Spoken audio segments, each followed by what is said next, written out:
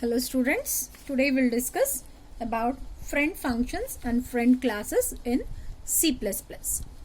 Now, what do you mean by friend function? What is the need of a friend function? We'll see first.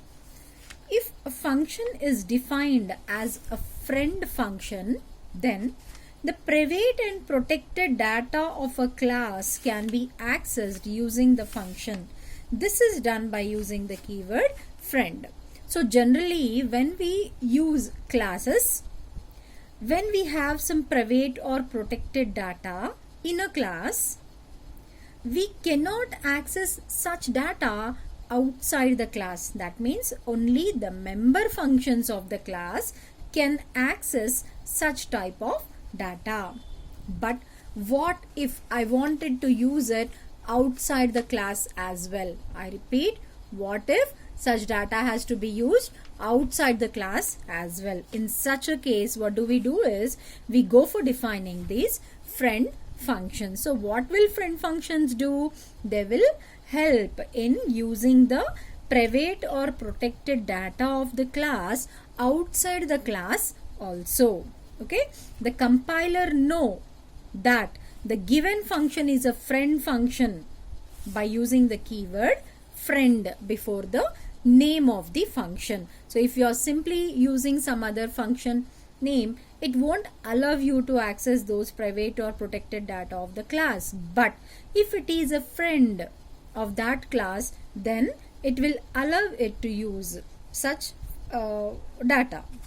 Right? Now, for accessing the data, the declaration of a friend function should be made inside the body of the class, starting with the keyword friend. We'll see the syntax of it. Now, observe here. If this is the class declaration, I have given a class name followed by class name, and this is the class declaration. Now, within this class only, I have to write the name of the function. Okay, prefix it with return type, and friend is the keyword used to describe that this function is a friend function. I repeat, friend is the keyword used to describe that this function is a friend function. Okay, and this declaration has to be done within the class. Okay, now if the friend function can be defined as a normal function, see here, I have defined it as a normal function, declared it as a normal function. Okay, but defining also can be done as a normal function to access the data of the class. Here, no need of writing any class name. No need of writing any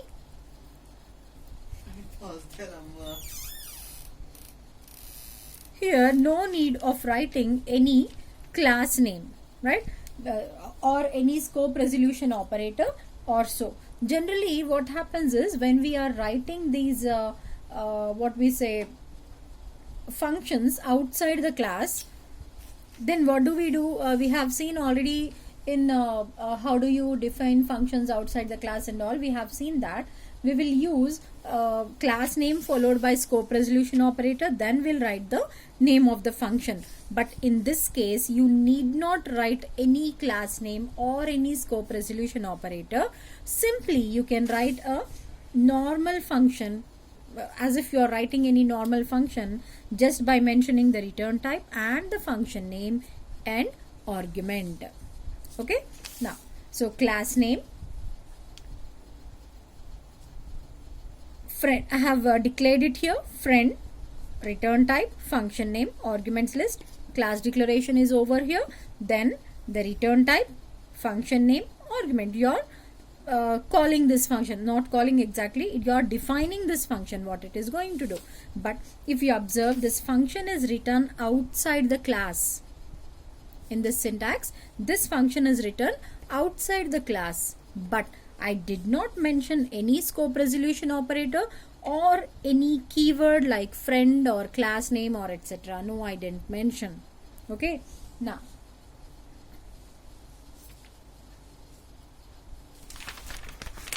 coming to its example, check here. here we have taken a class. The name of the class is number. Now we have also taken some private data. What is it? A. Here I have taken a normal function. I have taken a normal function getNum. Okay, observe, getNum is a normal function. It is a member function of whom? Of number. So getNum is a function or a method. Here printNum is a friend function. printNum is a friend function. getNum is a normal member function. Okay, even this is also a member function only, but it has some special privilege, right? Now observe here, I have closed the class. That means my class declaration is over. What does my class consist of? My class consists of a data member, two member functions. What are they? getNum and printNum. getNum is a normal member function of the class, whereas printNum is a friend function of this class. I hope it is clear. Okay, now outside the class, I have closed it here. Outside the class, I have to define these two functions. Check here, I told you that getNum is a normal function of that class. So what do? We will generally use void number scope resolution operator getNum index. Okay, so what did I do? I have used the format how to define a class outside the define a function outside the class. And see, what did I do? A is equal to x. X is a argument which I have passed. A is a data member. A equal to x. Done. Next, void printNum. Observe here, I am defining this function. What is it? printNum. What is printNum? It is a friend function of number. Right. Now observe here, the argument what I have given, friend function will take the object as the argument. Friend function will take argument as the object as the argument. Now number is the name of the class. Number is the name of the class, and the argument I have taken is number num. Here num is the object of it, right? Now I wanted to access A. So what did I do? Value of private data is num dot A. Num object dot A. Okay. Now see here, I have created an object here. My object name is n dot getNum of 100. So what does getNum do? getNum will initialize the value of A to x. What is x here? X is 100. So the value of x as of now is 100. Next, what am I doing? I'm going to display it. I'm calling it from outside, and print num of n. Print num of n. What is it here? N is an object. An object as a parameter. Okay, so function call will be made. Then the value of private data is 100. That will be the output here. Okay, I hope friend function is clear. Now we'll discuss friend class. What do you mean by a friend class? Right, now observe here,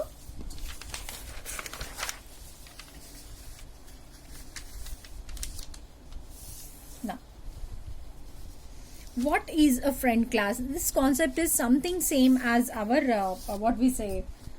friend function only. See, if a class becomes a friend class to another class, then it can access all the member functions of that class because they become friend functions. So if you have two classes, one is friend of another, then both the classes, then that class can access the member functions of the class. So suppose, observe here, B is a class, A is a friend of B.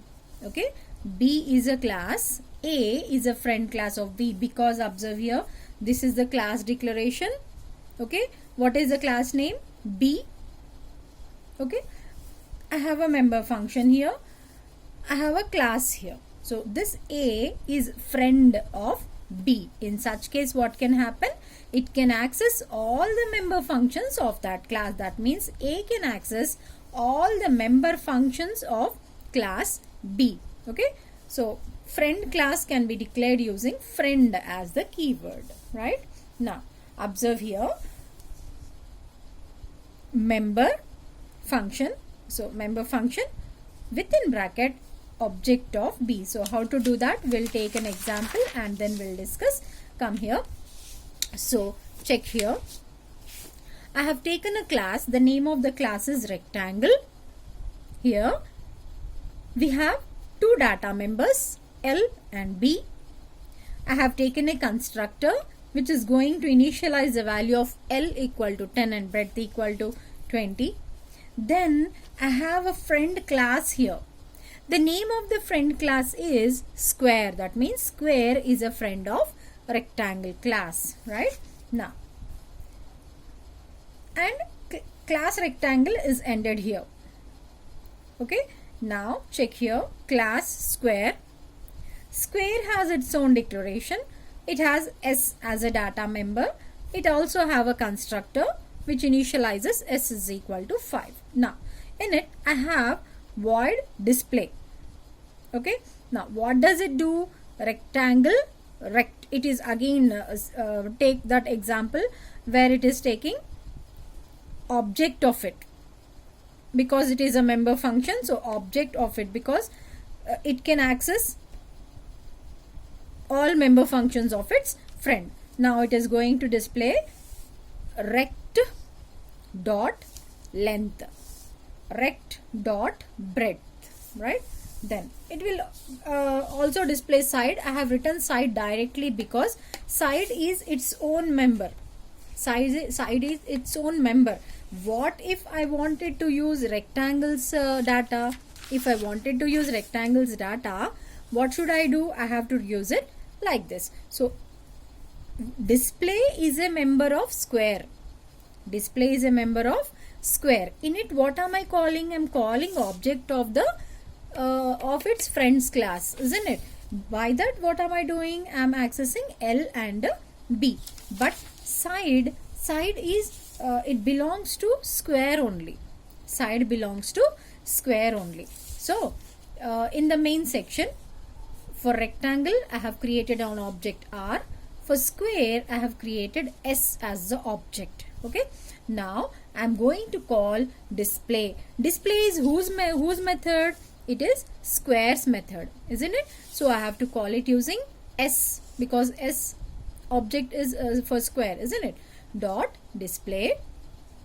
Argument what should be passed? The friend's object. That means R. R has to be the object. With this what happens? What did I do here? Length is equal to rect dot L. What is that we have passed? Length is 20 and breadth is, length is 10 and breadth is 20. So length will be 10, breadth will be 20 and side will be 5. That will be the output here. Okay. So if I give you an overall description, here we have rectangle and a square, right? In rectangle I have length and breadth. In square I have side S and a display method Now I wanted to access L and B.